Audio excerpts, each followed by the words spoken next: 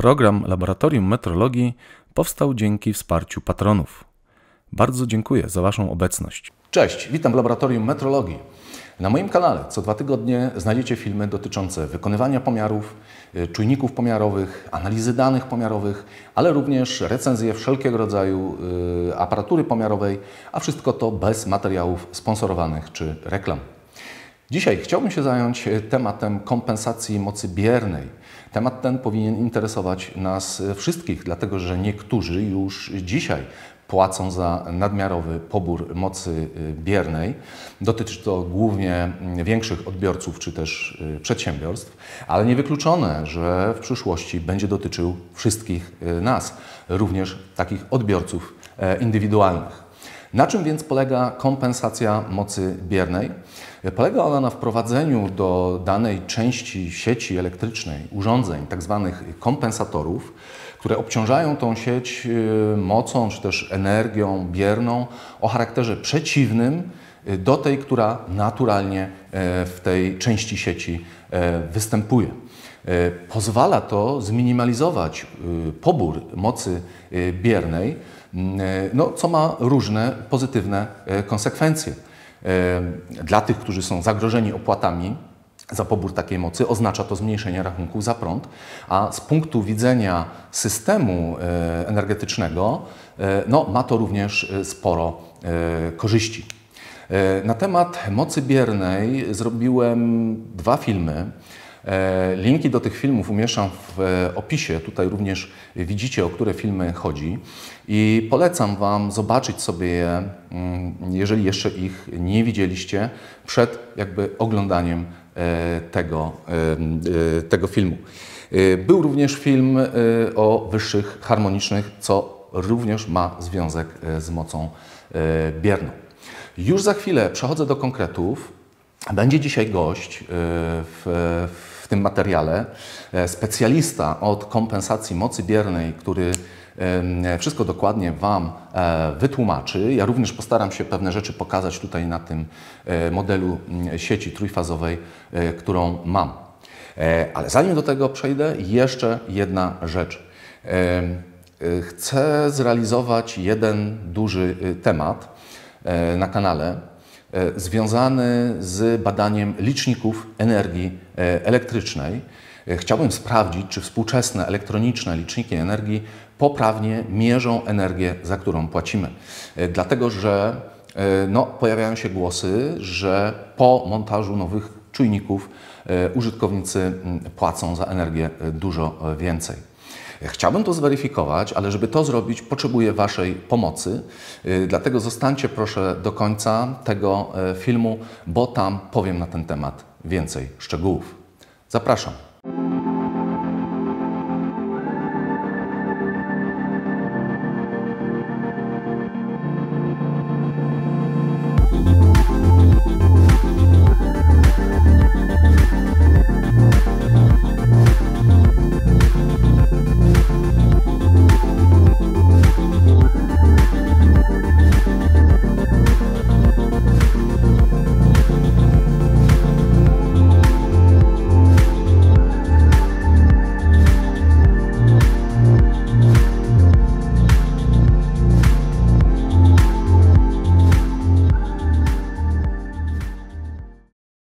O mocy biernej szczegółowo mówiłem we wspomnianych wcześniej filmach. Tutaj więc tylko krótkie przypomnienie. W obwodach prądu stałego mamy do czynienia tylko z mocą czynną. Tam ta energia, ta moc czynna jest w pełni zamieniana na pracę czy też ciepło. Natomiast w obwodach prądu przemiennego, sinusoidalnego, oprócz mocy czynnej występuje moc bierna, a w konsekwencji pozorna. Moc czynna dalej jest związana z wykonywaną pracą. Jest ona zamieniana na konkretną, inną, użyteczną dla nas formę energii. Dlatego właśnie to za moc czynną płacimy w naszych rachunkach za prąd. Moc bierna jest związana z występowaniem w obwodach prądu przemiennego, indukcyjności i pojemności. Elementy te mają zdolność do magazynowania energii. cewki energii kinetycznej w polu magnetycznym, a kondensatory energii potencjalnej w polu elektrycznym. Moc ta jest więc niezbędna do działania urządzeń o charakterze indukcyjnym, np. silniki, i pojemnościowym, np. zasilacze żarówek LED, ale nie jest związana z wykonywaniem pracy i stąd właśnie jej nazwa – bierna. Dlaczego występowanie mocy biernej jest niekorzystne i należy ją kompensować, czyli najlepiej sprowadzić do wartości 0? Konsekwencje poboru mocy biernej są różnorakie. Po pierwsze, moc bierna przyczynia się do wzrostu wartości skutecznej prądu. To w konsekwencji powoduje wzrost strat cieplnych w liniach przesyłowych i transformatorach, co może prowadzić do przegrzewania się przewodów oraz tzw. zjawiska zatykania transformatora i konieczności zmniejszania jego obciążenia.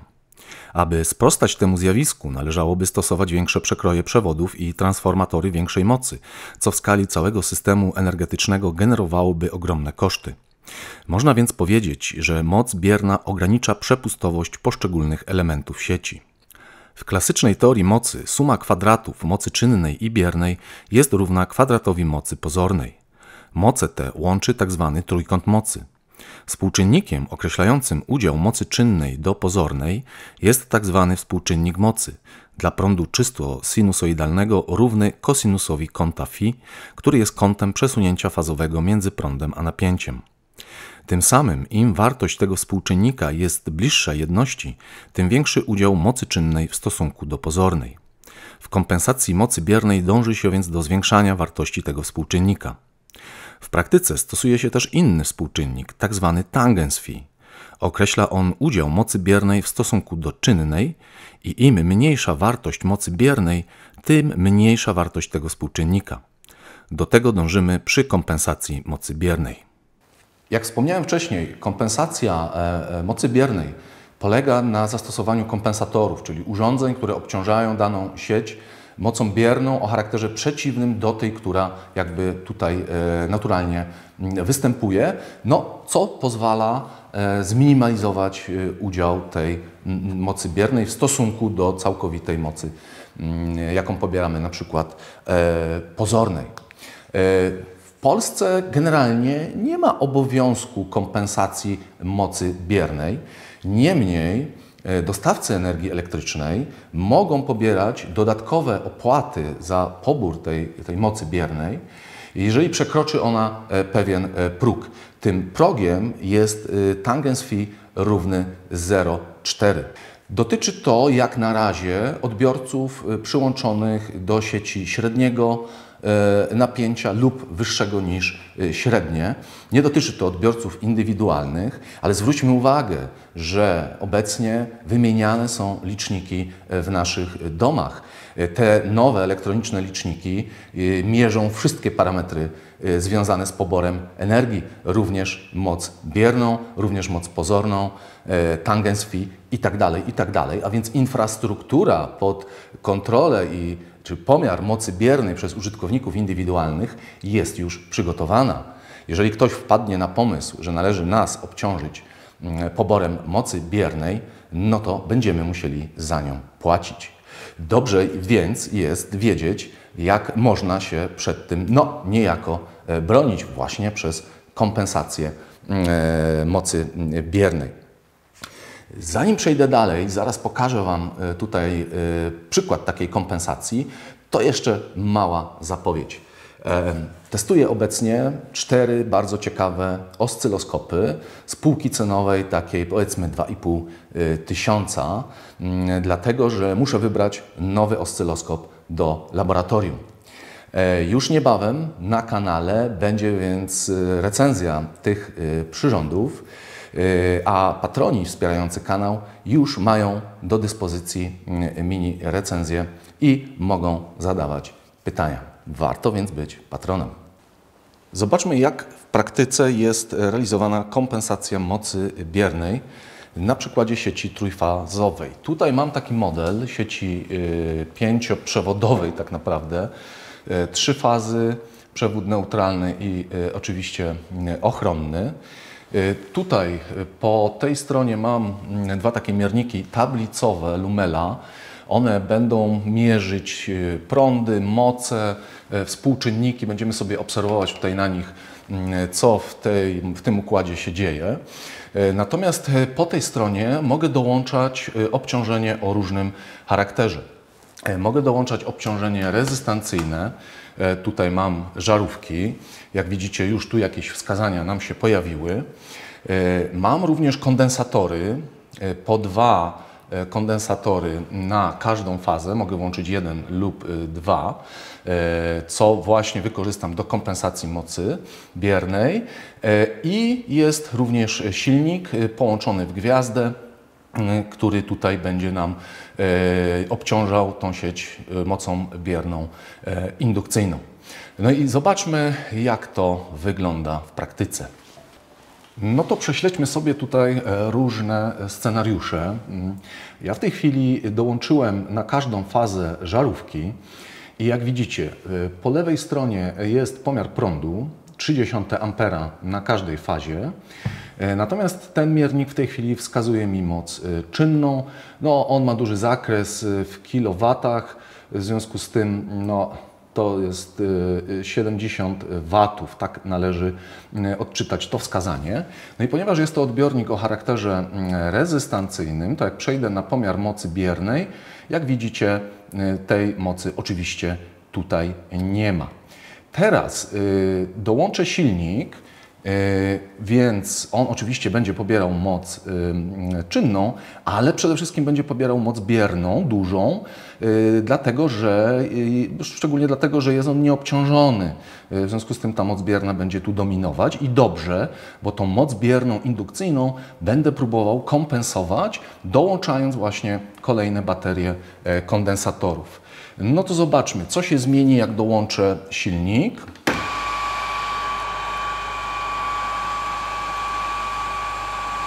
Proszę bardzo, prąd, powiedzmy średnio 0,8 ampera, moc czynna około 100 watów, ale nas interesuje bardziej moc bierna. Popatrzcie, nie jest idealnie symetrycznie, ale powiedzmy około 150 warów w tej chwili. Jeżeli popatrzymy sobie na współczynnik mocy, no to jest on w tym momencie bardzo zły, około 0,5, dlatego że dominuje tu, przeważa moc bierna. Wróćmy sobie na pomiar tej mocy i teraz dołączę po jednym kondensatorze na każdą fazę. Obserwujcie, co się będzie działo. Co się będzie działo w trakcie kompensacji. Proszę bardzo. Dołączone. Po pierwsze, o około 0,3 ampera zmalała wartość skuteczna prądu w każdej fazie, a moc bierna z tych 150 zmalała do około 80 warów na fazę. Tak? A więc rzeczywiście ta kompensacja poprawiła tu sytuację. Popatrzmy jeszcze na współczynnik mocy, który wcześniej wynosił około 0,5, teraz 0,8. To wciąż nie jest doskonale, ale jest już dużo lepiej niż było wcześniej. No to dołączę teraz drugi kondensator na każdą fazę i zaobserwujmy, co będzie się tutaj dziać. Popatrzcie, prąd zmalał nam niemal dwukrotnie z 0,8 do 0,4 ampera. Natomiast moc bierna w tym momencie, jak widzicie,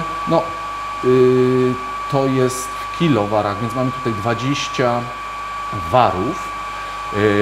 Nie sprowadziłem jej do zera, ale jest znacznie lepiej niż było wcześniej. Tu pojawił się znak minus, czyli jest przekompensowanie. W tej fazie drugiej tutaj pojawia się moc o charakterze pojemnościowym. No ale nie szkodzi. Zobaczmy, co się stało ze współczynnikiem mocy. Power factor, popatrzcie, prawie równy 1. 0,98, 0,99. Tu na fazie pierwszej z jakichś powodów on pokazuje błąd, error. To jest cecha tego lumela, tego miernika. On chyba przy bardzo małych przesunięciach fazowych nie zawsze sobie radzi, ale załóżmy, że na każdej fazie mamy 0,9, a więc prawie pełna kompensacja mocy biernej, indukcyjnej tego silnika za pomocą obciążenia tej sieci mocą bierną pojemnościową kondensatorów. No i tutaj prąd prawie 2 razy mniejszy. Dobrze, ja wyłączę silnik, wyłączę kondensatory. Wróćmy sobie do tego pierwotnego stanu z żarówkami. I teraz wyobraźmy sobie, no tu moc oczywiście bierna jest równa 0. Wyobraźmy sobie, że mamy sytuację odwrotną. To znaczy mam odbiornik o charakterze pojemnościowym, no na przykład jakieś zasilacze do oświetlenia, zasilacze komputerowe i tak dalej. Czyli dołączę teraz kondensatory jako mój główny odbiornik.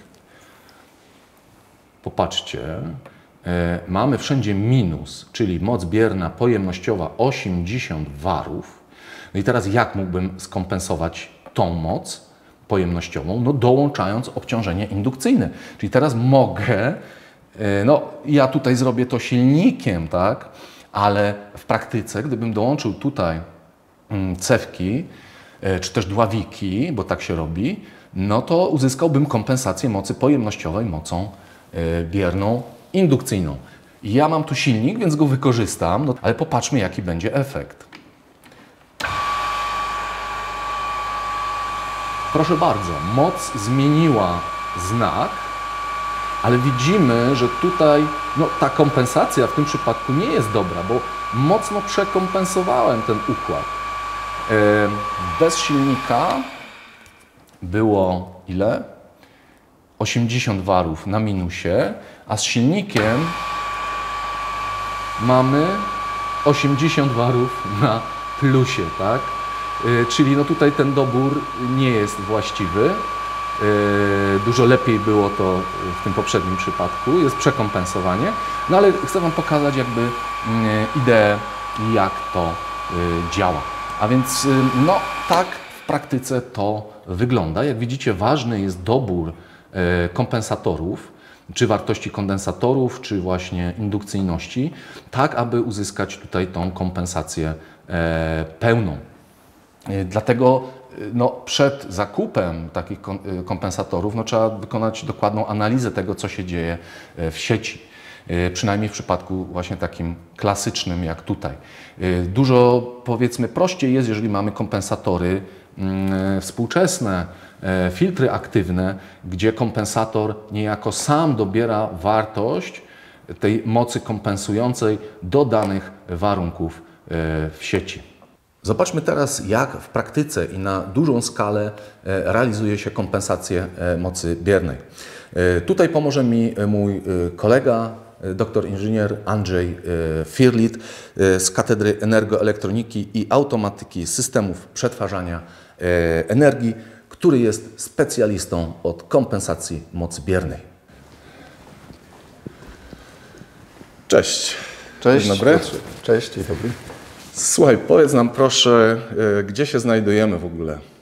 Co to za laboratorium? Jesteśmy w Laboratorium Jakości i Efektywnego Użytkowania Energii Elektrycznej, którym działam od wielu lat i mamy tutaj szereg ciekawych urządzeń właśnie w obszarze, który związany jest z tematyką główną, z tytułem tego laboratorium. Tutaj, w tej części, co możemy zobaczyć? W tej części laboratorium mamy bardzo ciekawe stanowisko mikrosieci, które pozwala na współpracę z siecią zasilającą, czyli pracę w trybie on-grid, ale również możemy wytworzyć stan pracy w trybie off-grid, czyli w odłączeniu od sieci zasilającej, a w ramach tej infrastruktury mikrosieci mamy odbiorniki liniowe, nieliniowe, źródła energii elektrycznej, programowalne źródła energii elektrycznej. Także jesteśmy w stanie tworzyć różne stany pracy systemu elektroenergetycznego w tej mini skali.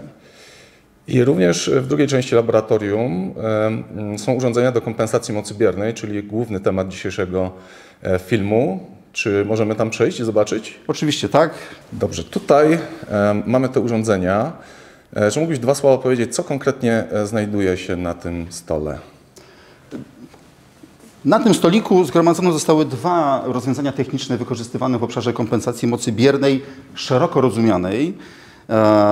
Mianowicie mamy tutaj klasyczne rozwiązania w postaci baterii kondensatorów wielostopniowej, która na bazie regulatora, jaki jest w tym układzie, włącza odpowiedni stopień baterii kondensatorów. Ta jednostka, którą tutaj widzimy, nominalnie ma 17,5 kW w podziale na 3 stopnie. 2,5 kW, 5 kW i 10 kW. Są to moce podawane dla trójfazowego systemu. Czyli takie najbardziej klasyczne rozwiązanie, można powiedzieć, tak? Tak. W zależności od potrzeb z punktu widzenia odbiornika czy wypadkowego odbiornika, wypadkowego obciążenia, włączają się zgodnie z konfiguracją regulatora kolejne stopnie tej baterii kondensatorów. Dlaczego prezentuję układ o charakterze pojemnościowym?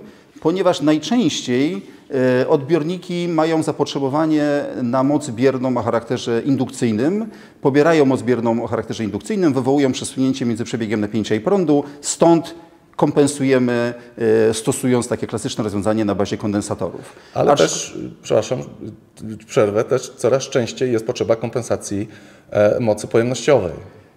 Dokładnie tak. System elektroenergetyczny się zmienia. Coraz więcej pojawia się w nim źródeł mocy biernej pojemnościowej. Wówczas musimy je kompensować przeciwstawnym charakterem odbioru, czyli dławikami, czyli redukując przesunięcie z drugiej strony, że tak powiem, niż w tym przypadku. Natomiast tutaj po drugiej stronie tego stolika mamy inne, bardziej zaawansowany kompensator. Mógłbyś 2 słowa powiedzieć na jego temat? Dokładnie tak. To urządzenie, które znajduje się obok, jest to równoległy energetyczny filtr aktywny. W angielskim nazewnictwie możemy to urządzenie spotkać pod nazwą Active Power Filter. I urządzenie to jest takim współczesnym podejściem do zagadnień kompensacyjnych, gdzie nie tylko rozważamy zagadnienia związane z klasycznie definiowaną mocą bierną w dziedzinie pierwszej harmonicznej, ale również jesteśmy w stanie eliminować, redukować wyższe harmoniczne prądu w tym przypadku. Jesteśmy w stanie minimalizować asymetryczne przebiegi prądowe w przypadku niesymetrycznego obciążenia i jesteśmy w stanie redukować prąd w przodzie neutralnym, jeżeli mamy do czynienia właśnie z niesymetrycznym obciążeniem. I to, co wcześniej mówiliśmy w przypadku układu klasycznego, oczywiście redukujemy moc bierną, czyli przesunięcie fazowe między przebiegiem napięcia i prądu. Czyli można powiedzieć, że nie tylko kompensacja mocy, ale również poprawa jakości energii elektrycznej, prawda? Dokładnie tak. Ponieważ współczesne podejście do zagadnień mocowych postrzega te kwestie nie tylko przez pryzmat klasycznie definiowanej mocy czynnej, biernej i pozornej, ale większy zbiór komponentów jesteśmy w stanie wytworzyć w tym momencie z punktu widzenia obecnego stanu teorii mocy i tego, co potrzeba realizować w systemie z punktu widzenia poprawy warunków pracy sieci elektroenergetycznej. To nie są jedyne rozwiązania, prawda? Bo są również chyba inne kompensatory, prawda? Innego rodzaju. Duża grupa rozwiązań technicznych w tym zakresie określana jest układami SVC, czyli statycznymi kompensatorami. I są tam układy o charakterze szeregowym lub równoległym. Na przykład takim układem może być układ FCTCR, czyli ze stałą pojemnością i zmienną częścią bierną o charakterze indukcyjnym, regulowaną tyrystorami, ale możemy też sięgnąć po rozwiązania już bazujące na falowniku, na przykład układ STATCOM o podobnej strukturze energoelektronicznej jak filtr aktywny, ale innym sterowaniu. To może jeszcze na koniec 2 słowa na temat tych teorii mocy, bo to, co ja mówię w swoim filmie, to tak naprawdę jest podstawa, to jest idea kompensacji mocy biernej i można powiedzieć, że to obowiązuje dla prądów napięć sinusoidalnych, tak? Ale sprawa się bardzo komplikuje, jeżeli mamy prądy odkształcone, wchodzą tutaj w grę różne teorie mocy. Czy nie wchodząc w szczegóły, jesteś w stanie powiedzieć 2 słowa na ten temat? O co tutaj chodzi? Dokładnie tak. Przez wiele lat w elektrotechnice posługiwania się głównie tymi 3 mocami, o których mówiłem, bierną, czynną i pozorną. Mieliśmy do czynienia z trójkątem mocy i najczęściej była to sytuacja związana z sinusoidalnym stanem ustalonym i obwodem jednofazowym. Ale jeżeli rozważania przeniesiemy na układ trójfazowy, trójprzewodowy, czteroprzewodowy, jeżeli uwzględnimy asymetrię, nieliniowość odbiornika, czyli obecność wyższych harmonicznych, wyższe harmoniczne mogą dotyczyć prądu i napięcia, to mamy w tym momencie zdecydowanie bardziej złożoną i skomplikowaną sytuację. Od razu wyjaśniam, że już w okresie międzywojennym pewne aspekty były jawne w tym zakresie, bo patrząc historycznie możemy spotkać się z 3 rodzajami mocy pozornej: arytmetyczna, geometryczna i Buchholza. I tutaj dodam, że przez wiele lat w tym klasycznym podejściu w ogóle nie była uwzględniana asymetria po stronie prądów i napięć z punktu widzenia analizy współczynnika mocy. Ale wracając bezpośrednio do tego pytania, jeżeli uwzględnimy właśnie układ trójfazowy z obecnością innych zaburzeń, innych stanów, to zamiast trójkąta mamy do czynienia na przykład z prostopadłościanem mocy i oprócz mocy czynnej, biernej, pozornej w dziedzinie pierwszej harmonicznej, czyli w naszym przypadku w dziedzinie 50 Hz, pojawiają się dodatkowe komponenty związane z obecnością na przykład wyższych harmonicznych prądu. Także pojawia się moc bierna odkształcenia, moc bierna na przykład dystorsji. Nomenklatura jest różna w literaturze. Ta moc bierna dystorsji łączy moc bierną odkształcenia z mocą bierną klasycznie definiowaną w dziedzinie pierwszej harmonicznej. No i cały ten układ zamykany jest drugim rodzajem mocy pozornej, już spinającej cały układ, co oznacza, że mamy jeszcze jedną moc pozorną, właśnie tą związaną z dziedziną pierwszej harmonicznej. No i tutaj sprawa się nieco komplikuje, ale to myślę możemy zostawić sobie na kolejny odcinek. Jeżeli widzowie będą zainteresowani, a piszcie w komentarzach, czy tak, no to możemy spotkać się ponownie i o tym porozmawiać. Oczywiście tak, przepraszam, jeśli niepotrzebnie tutaj poruszyłem. Nie, bardzo ciekawe rzeczy. Słuchaj, dziękuję Ci bardzo i cóż, mam nadzieję do zobaczenia. Kłaniam się. W nawiązaniu do tego, co powiedział Andrzej, bateria kondensatorów lub dławików to historycznie najstarsze rozwiązanie. Często zapewnia kompensację mocy biernej jednego rodzaju, indukcyjną lub pojemnościową. Do wad należy też zaliczyć to, że kompensacja jest taka sama w każdej fazie sieci trójfazowej, a przecież w różnych fazach może występować różna wartość mocy biernej. Kondensatory czy dławiki mają stałą wartość, istnieje więc ryzyko niedokompensowania lub przekompensowania. Kompensator taki nie reaguje na dynamiczne zmiany obciążenia, a jego czas reakcji jest mierzony w sekundach. Wszystko to są wady takiego rozwiązania. Zaletą może być relatywnie niski koszt. Z kolei na drugim biegunie mamy filtry aktywne, gdzie wykorzystywane są układy energoelektroniczne z tranzystorami IGBT. Filtr aktywny, mówiąc obrazowo, monitoruje napięcia i prądy w sieci i w razie potrzeby generuje prądy o takich fazach, aby zapewnić kompensację mocy biernej dowolnego rodzaju. Co więcej, układy takie często zapewniają redukcję wyższych harmonicznych prądu, niezależną kompensację w każdej fazie z osobna oraz kompensację nadążną, czyli reagują bardzo szybko na zmiany obciążenia. Symetryzacja obciążenia czy stabilizacja napięcia sieci to dodatkowe korzyści. Wadą jest wysoka cena. Z jednej strony kompensacja mocy biernej wydaje się być prostym zagadnieniem, od takiej strony ideowej.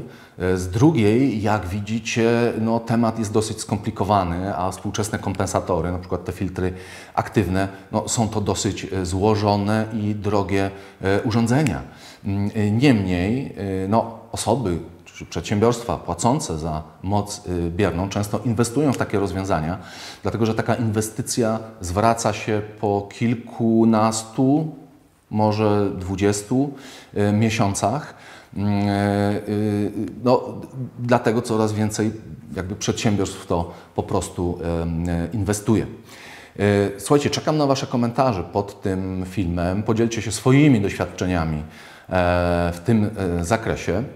Natomiast już na sam koniec chciałbym wrócić do tego projektu związanego z badaniem liczników energii. Temat bardzo kontrowersyjny, dlatego że dużo osób twierdzi, że po wymianie licznika na nowy elektroniczny znacznie wzrosły ich rachunki. No pewnie nie jest to związane z poborem mocy biernej, ale może być związane z niewłaściwym pomiarem energii czynnej. W związku z tym chciałbym wykonać takie testy i tu pytanie do Was. Jeżeli jesteście w stanie sprawdzić, jaki model, jaki typ licznika posiadacie u siebie, to napiszcie mi proszę w komentarzach, dlatego że różni dostawcy energii montują różne rodzaje liczników, a ja chciałbym mieć świadomość, który z nich występuje najczęściej. Taki jeden lub dwa liczniki kupię i przetestuję dla Was. Tutaj na stanowisku będę jakby obciążał te liczniki różnymi rodzajami mocy, najbardziej takich charakterystycznych dla naszych domów i zobaczymy, czy mierzą poprawnie, czy też przekłamują, tak aby raz na zawsze jakby zamknąć ten temat. Dziękuję za zobaczenie tego filmu i do zobaczenia następnym razem.